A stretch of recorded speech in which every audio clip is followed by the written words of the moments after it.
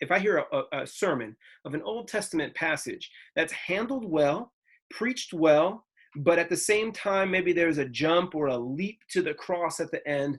Oh, I want to be a person filled with charity. I'm not gonna jump on that person or that preacher, or even, I don't even want to critique in my mind or my heart. That's not where I think we need to be as believers in Jesus, and we need to strive to maintain unity. At the same time, when I preach through the Old Testament, I think it is very important to try to handle the text in its historical context. What does this mean? What was the, for example, the nation of Israel going through? Or even as we go toward wisdom literature, what were the claims of wisdom literature in its historical back? What makes this maybe different than other ancient Near Eastern literature? And as we go through that, I think that we can see the characteristics of our great God ultimately embodied in the person and the work of Jesus Christ.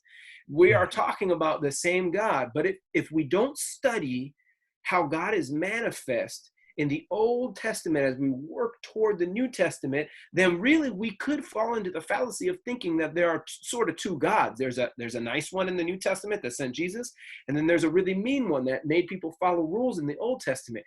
This all needs to be all of these passages need to be taken in their context, their literary context, and their historical context as we work toward the culmination of God's work in Jesus.